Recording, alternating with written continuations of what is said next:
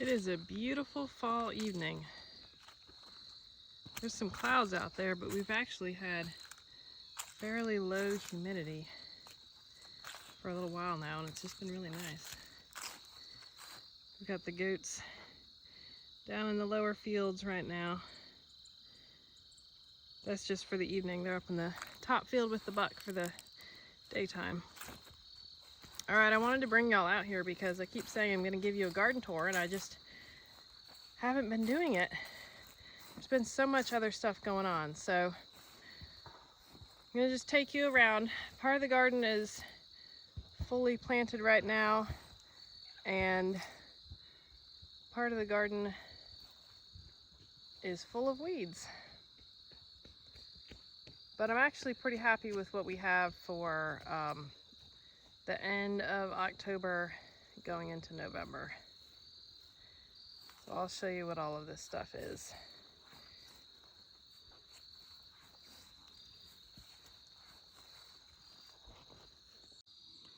So these zinnias that I planted sort of mid-summer, they are doing really well despite the drought. We've pulled a bunch of the zinnias out because we were supposed to have frost, and they were sort of getting close to the end anyway. And we just hadn't got to these yet, but I guess we didn't really get frost. And I thought we had, but I guess we didn't, because they're still going strong. And I hadn't come out and watered in about a month. I was busy teaching the kids school and all that, and I just hadn't been out here at all. I hadn't realized it had got so dry. So these things, they just sort of got real tall and kept blooming all on their own. So that's kind of been nice. And these potato rows here, I planted these, I want to say end of July, beginning of August, I think. And they didn't come up for a while because it was so hot. And potatoes, they really like cool weather. So I was concerned. I didn't think they were going to come up at all, actually. And they ended up all coming out. Now we have a pepper. And it's got a pepper on it. Just came up from some seeds. But so what we have here is 2 full rows of potatoes. Here's the end right here. So we got 2 full rows and a half row, and then we've got broccoli. I do not remember how many plants. Somewhere possibly around 30. So they had not done much because of not having any water, and they really needed water. So it's the broccoli, it's not good. I hadn't been watering them. In fact, everything, it was just way too dry out here. So I started giving them some water, and I got to be careful, because if it's getting close to freezing, I'm not watering them. But if it's not getting close to freezing at night, then I'll go ahead and water them. And so the broccoli, they're doing pretty good. I think we're going to get broccoli. That shouldn't be a problem. They can take some frost. Potatoes cannot take any frost. They're super, super sensitive to it. So there's 2 things you can do, at least 2 things I know of. The first thing is you can put row cover on them, but the row cover has to be above them. It cannot lay on the plants at all, because if it frosts the top of the row cover, and you know the row cover is on your leaves, it's just going to go right through and frost these. So the other thing that you can do, and I've been successful at this, as long as you don't have a super hard frost, you can just wash the frost off with the hose. As long as you get to it early, long before the sun hits it in the morning. So we have a possible frost tonight. It's going to be in the 30s.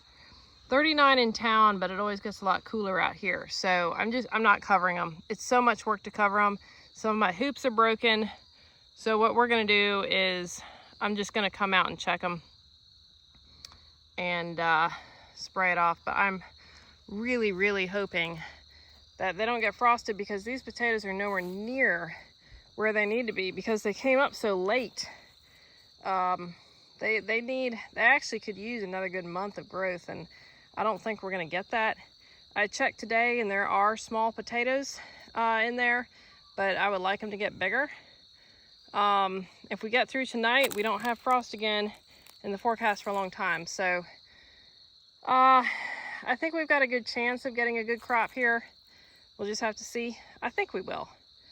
And normally at this point we have had a pretty decent frost because our frost date is actually middle of October. So this is actually a real blessing that we haven't been hit yet. So, all right, let me go along here. And at the end of this row right here are some more broccoli plants. And there's no broccoli on them yet, but like I said, they can take some cold, so I think they'll be all right. All right, you see those peas right there? Those peas, this entire row should be that tall and taller, because we had peas that were actually doing better than that little section right there. So right now, that's the only thing that's even up to the top of the panels, though we do have a whole bunch of new growth and blooming going on. I expected that we weren't going to get any peas at all, but look, this is newly bitten off right here. That looks like it was bitten off last night. So if you know the frustration of deer getting in the garden, you understand what I'm talking about here, when it is so aggravating and it's not hunting season yet. And when it is hunting season, we're going to have some venison in the freezer, that is for sure. But right now, they're not respecting the electric fence, or other things that we've tried to do to just deter them. So they're gonna have to go once we get to hunting season. So, but the deer, for some weird reason, they had been just mowing down the peas, and then for some reason I don't know, they sort of stopped. But then that's newly bitten off right there. So I really don't know. I'm really hoping we can get peas. The whole family loves peas. It's a big treat. And we had a big spring crop, but we were really hoping for a good fall crop too. So it's highly disappointing. You know that frustration if you've dealt with deer that you just cannot keep out of the garden. So we got some pods.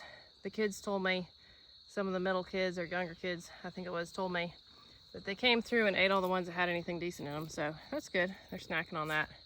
But we'd like to have enough to serve, with supper or whatever.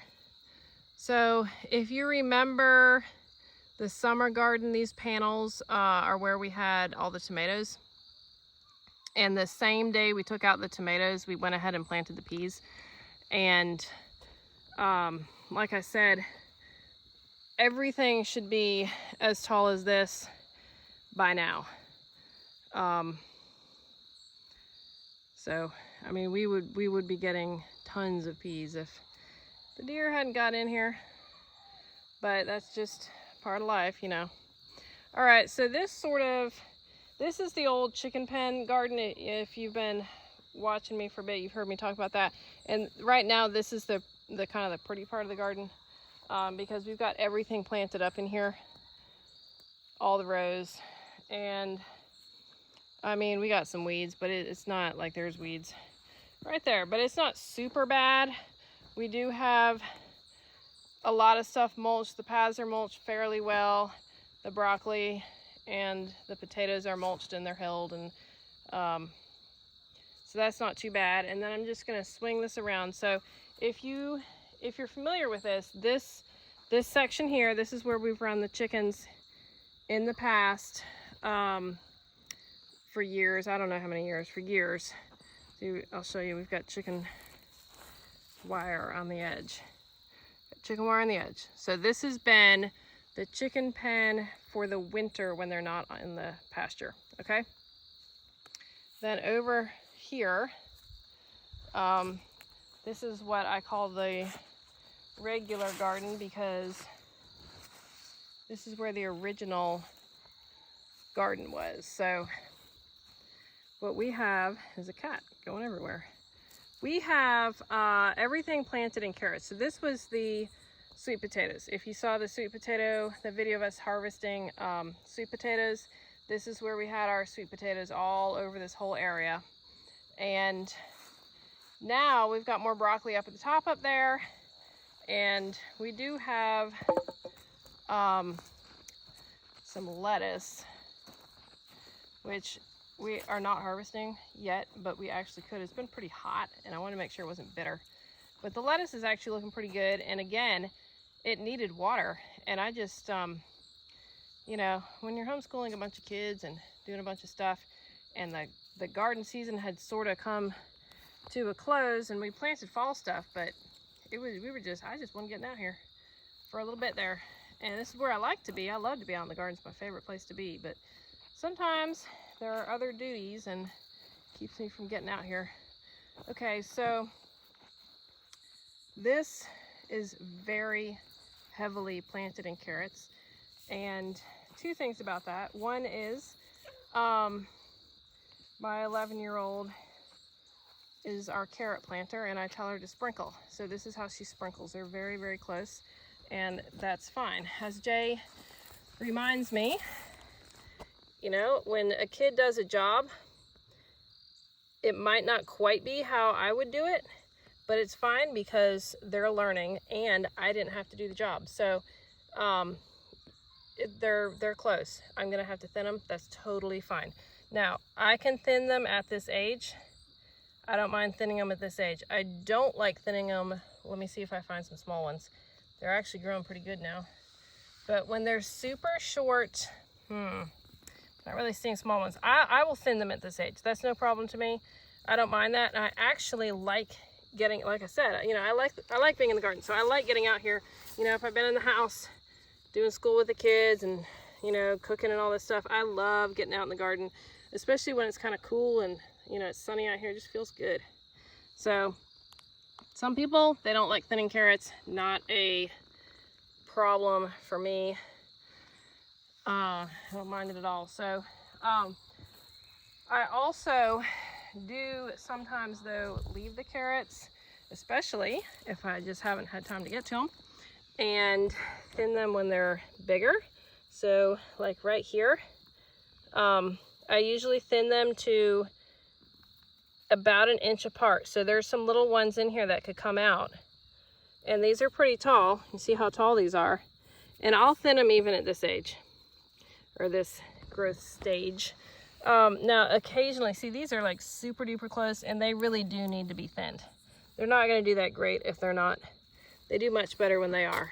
See, here's more deer damage, and the deer originally had just mowed this, had just mowed it. And we've got tons of carrots planted in here. I've got rows and rows of it. So I was pretty concerned. I'm not sure why the deer isn't coming as frequently.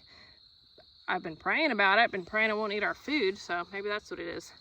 But all right, we've been harvesting some carrots, and one of my kids loves them and said, "There's more ready. We need to get out here and harvest." So, yep. And then really, we just harvest as we want to eat them. They will not taste sweet until they get a good frost or two.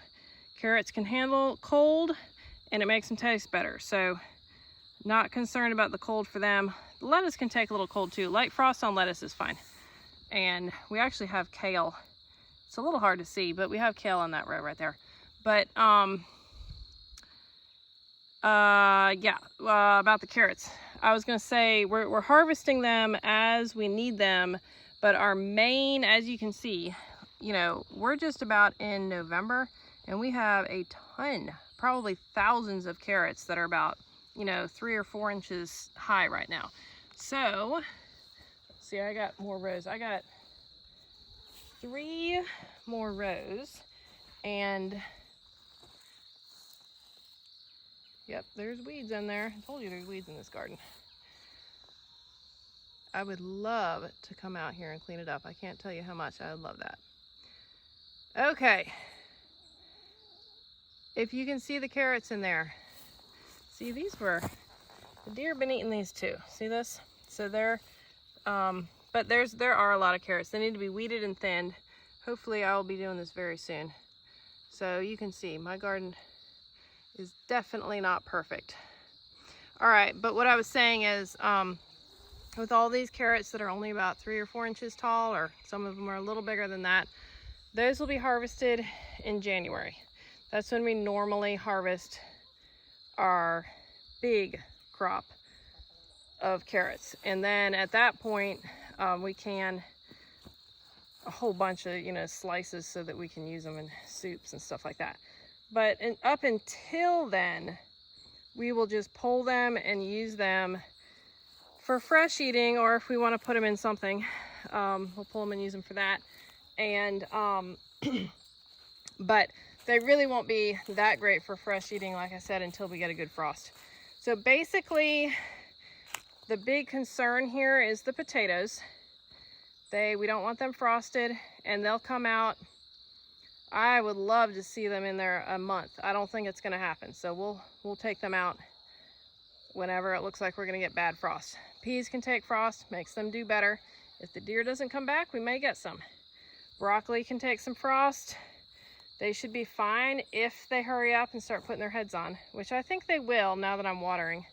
Kind of wish I'd realized it was so dry earlier, but can't get everything right, I guess. And then lettuce will just keep growing. That'll be fine.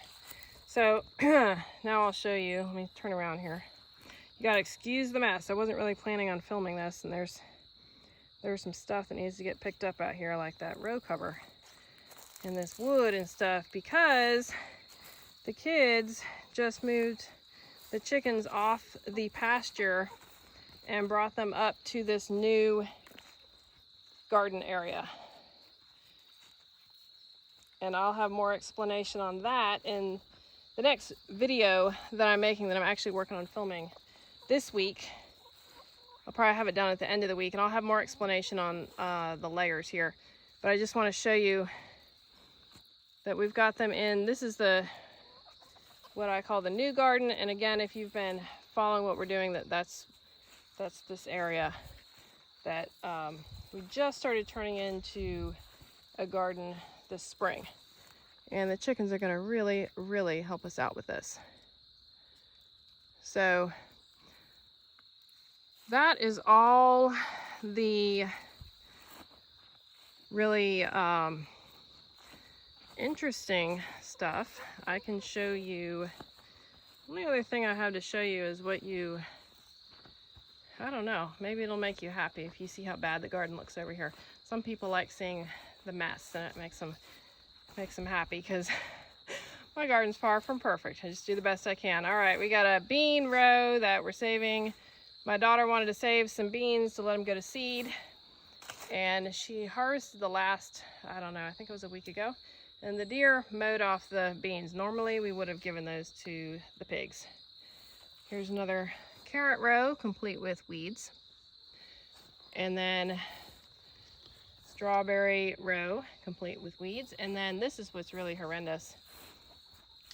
All the berries at this end of the garden are they just really need some help. So this is the mess that it's looking like. And the panels that the butternut squash grew on are laying there ready to be used again. And then here's the raspberries. So the berry end of the garden is a mess, and what I told the kids is do not even worry about it at all, because see, my daughters, they grow these strawberries and they sell them, and it's a mess. And we've got other rows that are a mess, but we are in such bad drought, there's no way they can pull those weeds. So I told them just wait. As soon as it rains and the ground gets soft, no problem, we'll get them cleaned up. It's really not that big a deal.